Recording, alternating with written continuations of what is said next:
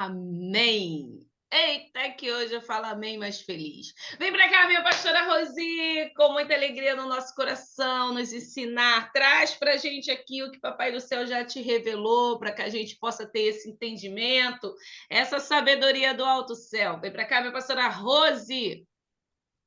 Graça e paz, queridos, graça e paz. Que bom que estamos aqui mais uma vez para sermos discernidos pelo Senhor e pela Sua palavra, né? Muitas vezes nós somos tão bombardeados por tantos ensinamentos, pode isso, não pode aquilo, isso é de Deus, aquilo é de Deus, enfim, tantas questões. E uma das temáticas que sempre chega ao meu coração e as pessoas sempre perguntam é sobre a mulher e o chamado pastoral. Como mulher pode ser pastora se não tinha pastora junto de Jesus e também não tinha pastor homem, só havia o sacerdote. Então, se a gente for por esse caminho de que Jesus não tinha e não andava com pastor, com pastora, não havia também pastor. Então, eu quero começar dizendo que Jesus, ele quebrou paradigmas em relação a muitas coisas. O que é quebrar paradigma? Paradigma é um conceito instituído e levado por muitas gerações. Então, existem muitos preconceitos em relação ao ministério pastoral. Por quê? Porque cada vez mais Deus tem levantado mulheres, cada vez mais mulheres, inclusive mulheres solteiras, estão sendo levantadas para conduzir o rebanho de Deus. Porque as mulheres são mais sensíveis ao chamado, a mulher está mais disposta a dizer sim, independente de tempo, de casa, de trabalho. A mulher é sempre sensível à voz do Senhor. Houve pastora na Bíblia? Teve alguma pastora? Não com esse nome, pastora, mas houve uma mulher, né, que nós vamos estudar um pouquinho sobre a vida dela. Mas eu quero dizer para você que todos nós, homens e mulheres, temos um chamado. E eu quero começar esse texto aqui, esse estudo, lendo para vocês a grande comissão. A grande comissão está lá em Mateus 28, a partir do versículo 18, que Jesus diz assim: Jesus, aproximando-se, falou, dizendo: toda a autoridade me foi dada no céu e na terra. Ide, portanto, fazei discípulos de todas as nações, batizando-os em nome do Pai, do Filho e do Espírito Santo, ensinando-os a guardar todas as coisas que vos tenho ordenado. Eis que estou convosco todos os dias até a consumação dos séculos. Então, nosso primeiro chamado não é para pastorear, para apacentar, não é para fazer nenhuma outra função a não ser o ID, falar do amor de Deus. Depois que você fala, você ensina, você faz o discípulo, você tem que batizá-lo. E você tem que fazer isso no nome do Pai, do Filho e do Espírito Santo. E depois, o terceiro passo é ensiná-lo a guardar todas as coisas. Então, primeiro você fala, você faz o discípulo, segundo você batiza, e em terceiro você o ensina. Isso é pastoreamento. Isso é para mim e para você. A segunda coisa que eu quero destacar aqui é que Deus, ele dá dons aos homens. Ele dá dons. Ele dá como quer, do jeito que ele quer e ele dá para quem ele quer. Muitas vezes nós podemos pedir alguns dons. Eu pedi um dom e Deus me deu. Outros dons não são por vontade nossa. E você olha para uma mulher e você diz assim: nossa, essa mulher é pastora na sua essência. Ela pastoreia com o olhar, ela pastoreia com a presença, ela pastoreia no tom de voz, ela apacenta. ela é pastora mesmo que ela não tenha feito um seminário, mesmo que ela não esteja num púlpito, ela apacenta. Porque a palavra pastoreio vem de apacentamento. E aí, quando você olha esse texto, entendendo que pastor é um dom de Deus, e aí eu quero ler com você o texto de Efésios, no capítulo 4, versículos. Efésios, capítulo 4, versículo 11 em diante. E diz assim: Ele concedeu uns para apóstolo. Deus levantou uns para apóstolo. Apóstolo também, né? Aquele que só tem o título. Apóstolo é aquele que sai do seu lugar e vai onde estão os pastores, que apacenta pastores, que abre frente de trabalhos. O texto continua dizendo, outros para profetas. Então, apóstolo, profetas, são dons dados por Deus. Outros para evangelistas. E outros para pastores e mestres. Eu vou ficar aqui, mas depois nós vamos voltar nesse texto de novo. Então, veja bem, ele diz que Deus concedeu, ou seja, é um dom dado por Deus. Pastores são dons dados por Deus. Claro, alguns pastores são mais administrativos, mas eu não vejo o jeito de administrar como um dom pastoral, porque isso até um bom empresário tem. Ser um bom administrador não é um dom dado por Deus para apacentar o rebanho dele. Pastor, ele tem cheiro de ovelha. Ele não delega essa autoridade a líderes de célula. Os líderes de célula são ajudadores do pastor, não apacentador. Ele não vai receber de Deus o juízo de ter que dar conta das almas. Quem vai dar conta é o pastor. Mas isso também é tema para uma outra discussão. Deus nos chama para ser salvo, e esse é a primeira característica para o pastoreio, seja ele feminino ou masculino. Então você precisa ser salvo, ter um encontro com Jesus. Porque se você não tem um encontro com Jesus, como que você discipula? Como que você tem a graça de fazer a pessoa crescer em graça e conhecimento? Não tem jeito. A outra característica que a gente precisa ter está lá em Gálatas, no capítulo 5, versículo 22 em diante. Por que eu preciso entender Gálatas sobre esse prisma de pastoreio?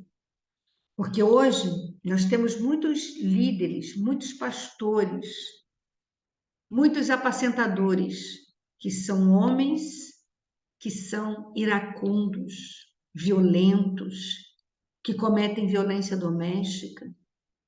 Muitas esposas de pastores vêm para a clínica com sofrimento psíquico, com sofrimento emocional muito grande, porque são mulheres que são abusadas emocionalmente, muitas até fisicamente dentro de casa.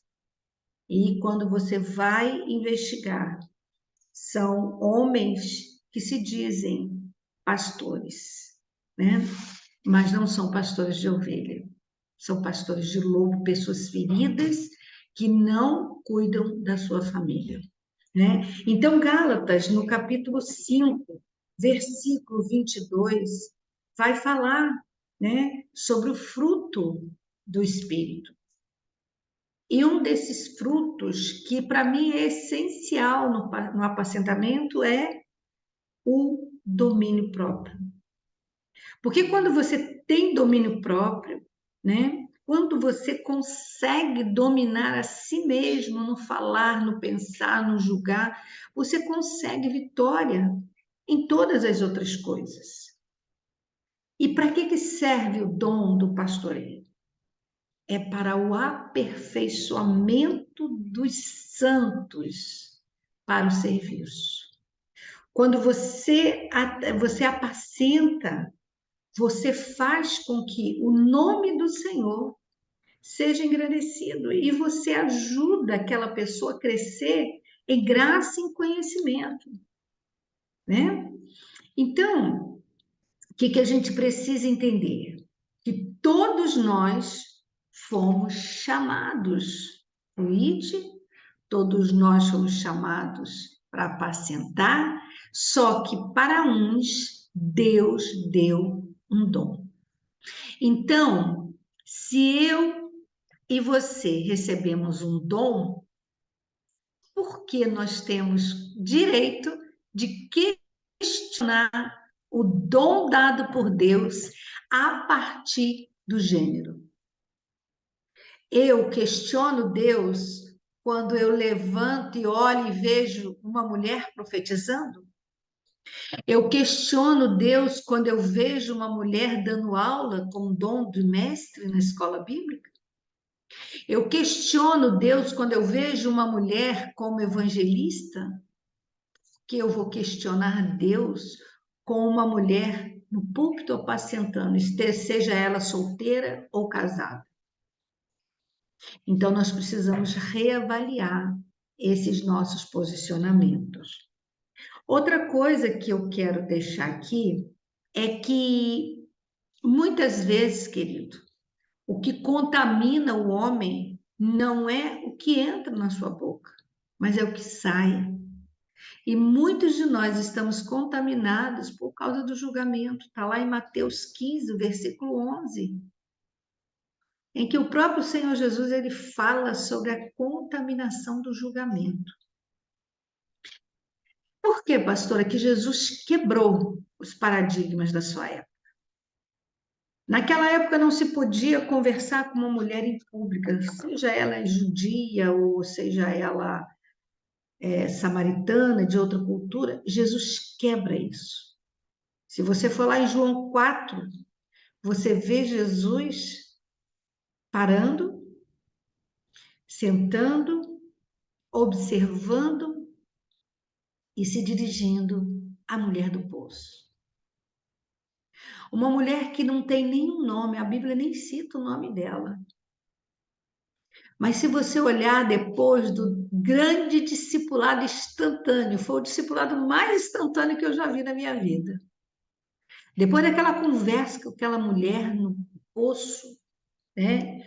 Em João, no capítulo 4, Jesus olha para aquela mulher e dá uma missão para ela.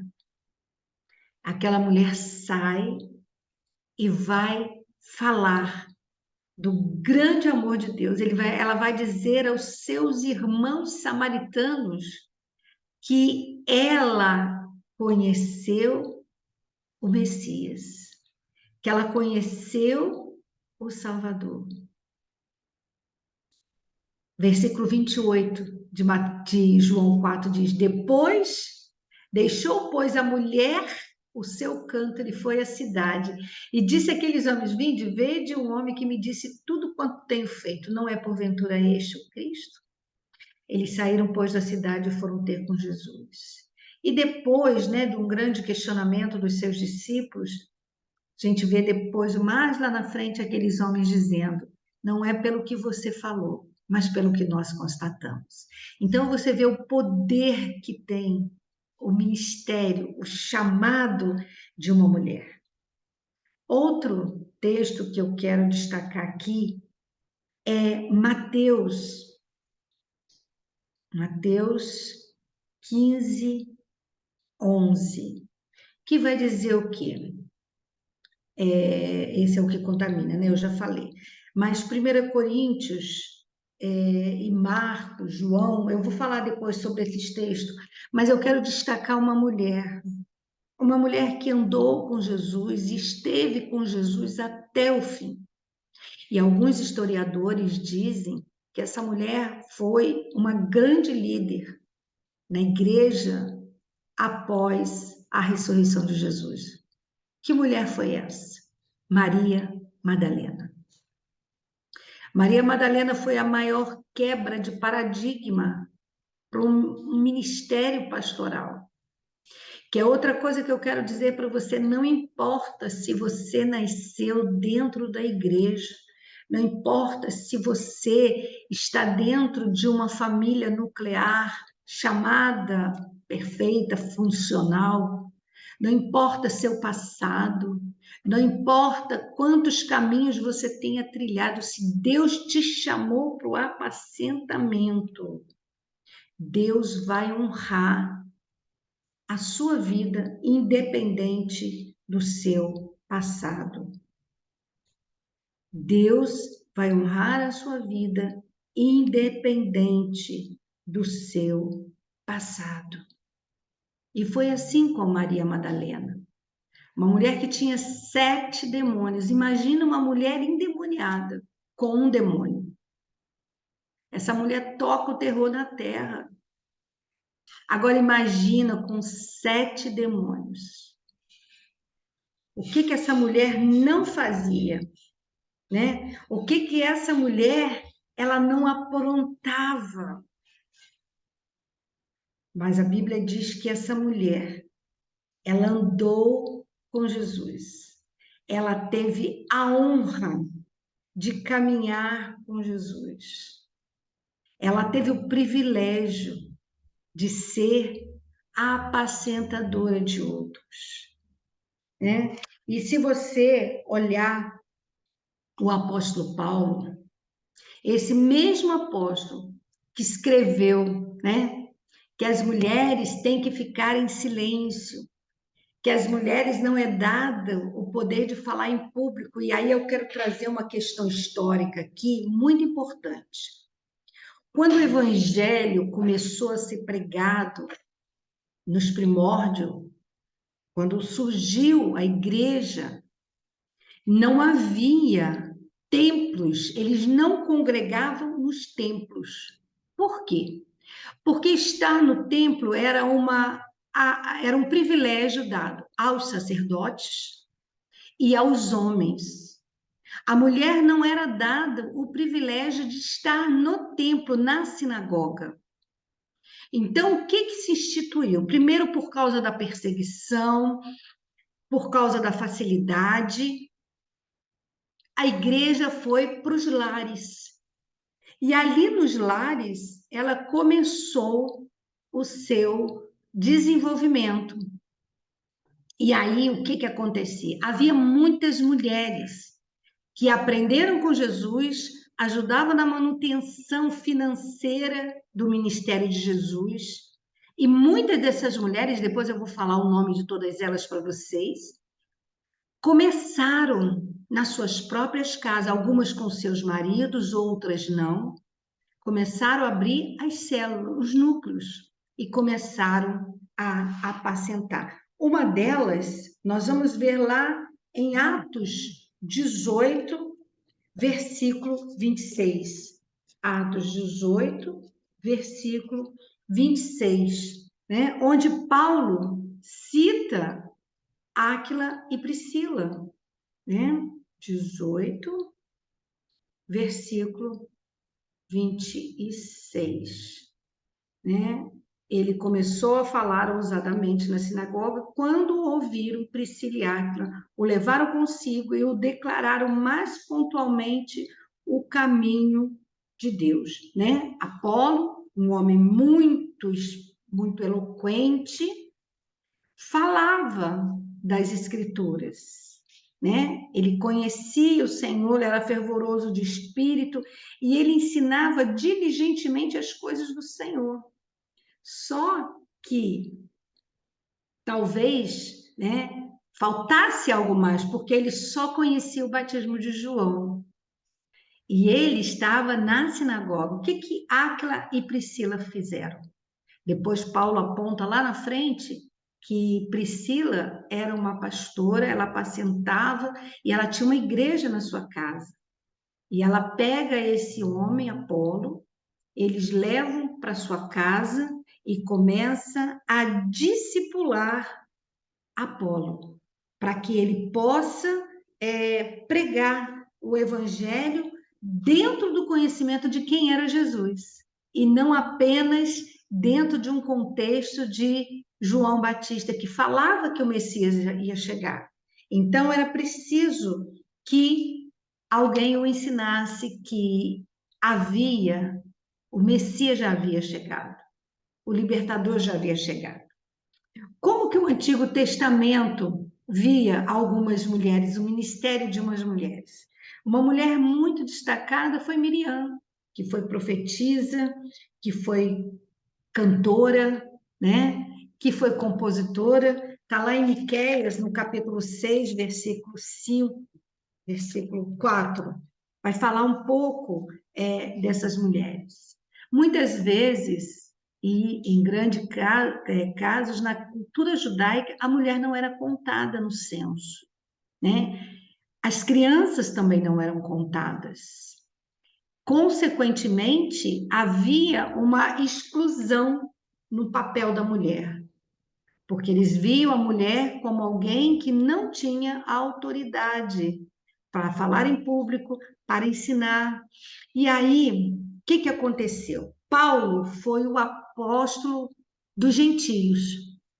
Então, a palavra de Deus não foi exclusiva só para os judeus.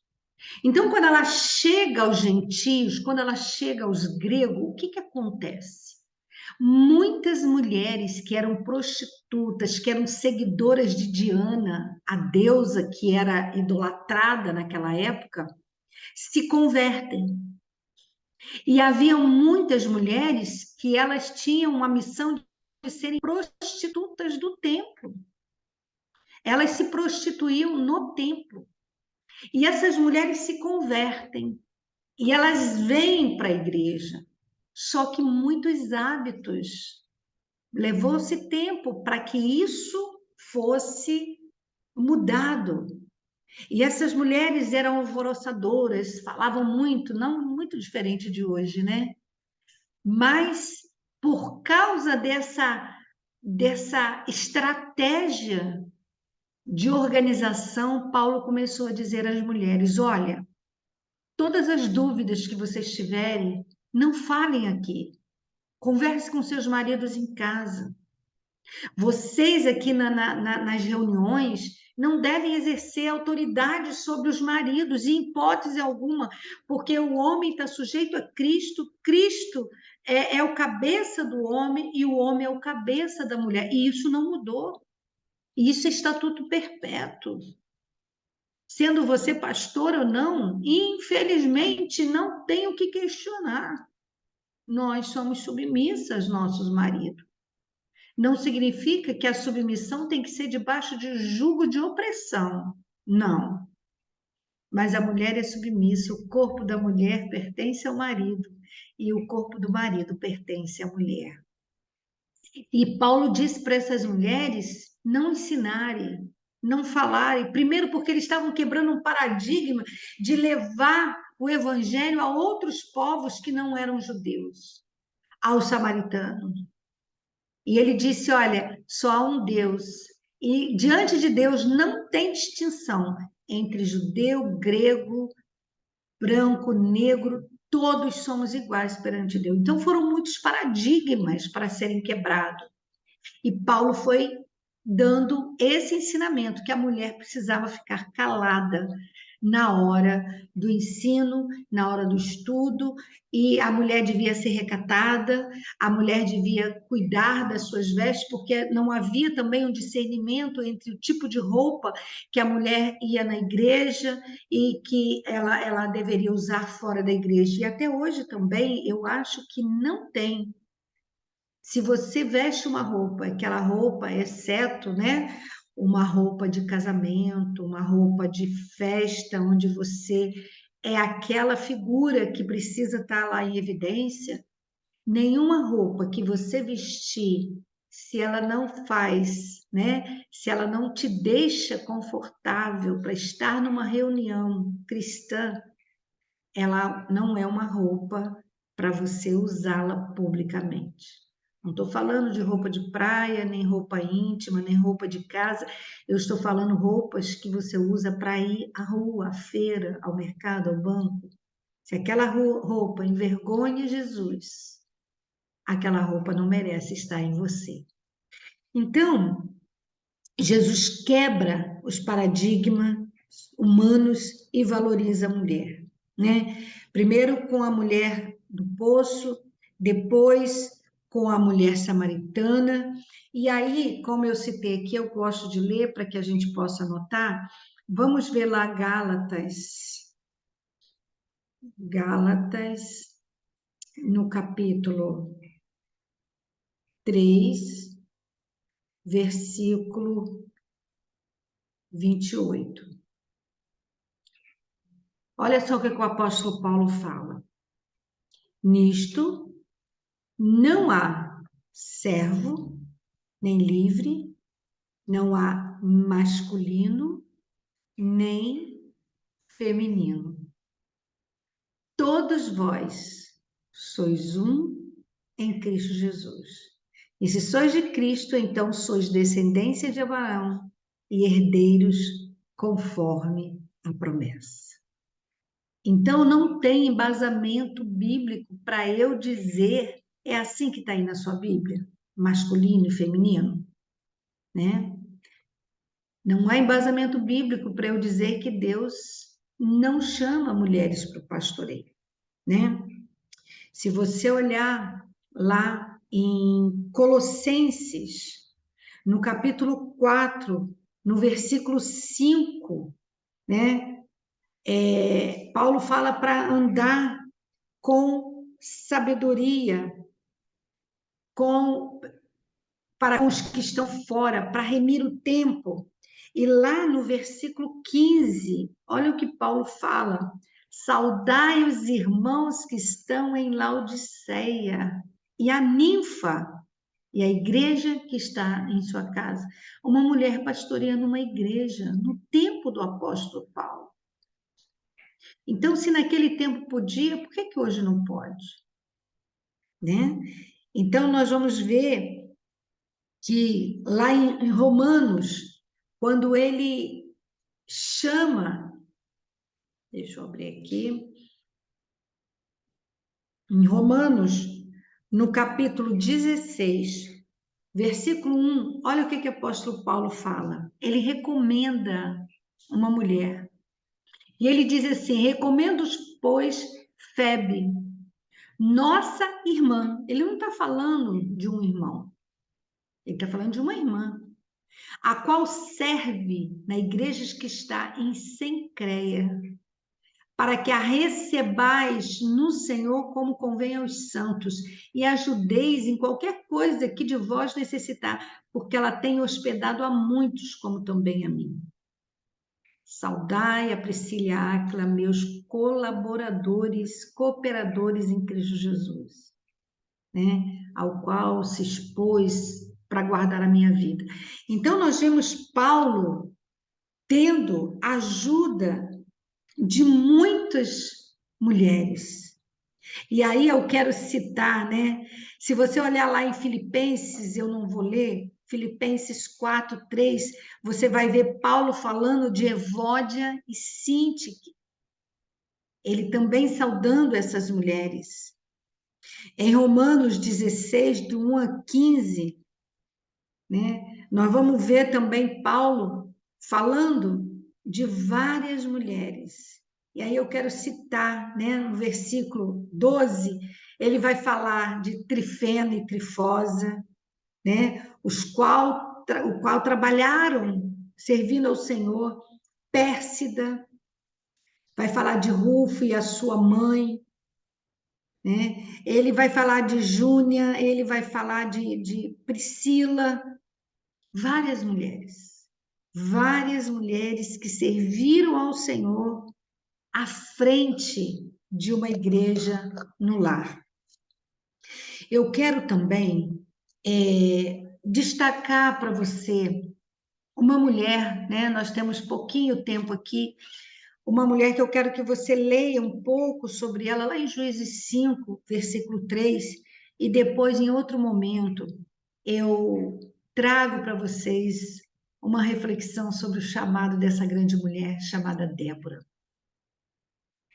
Débora foi uma juíza, Débora foi uma pastora, Débora foi uma mulher que, por causa do seu governo, a terra pôde descansar durante 40 anos. Então, hoje, Deus, ele precisa de pessoas que possam dizer: eis-me aqui. Outra coisa que eu quero que você tire do seu coração é que pastoreio não é administrar uma igreja. Não deixa que todas as tribulações que você vê na vida de um pastor hoje seja impeditivo para você pastorear. Nós temos aqui um exemplo de uma pastora leiga, Mônica Souto, que pastoreia, que apacenta junto com seu esposo e que é um instrumento de Deus para as nossas vidas. Qualquer dúvida, coloque lá no grupo, tá? Nesse minutinho que nos resta, eu quero orar por você, mulher. Sei que Clifton está aqui, mas eu quero abençoar você, mulher de Deus.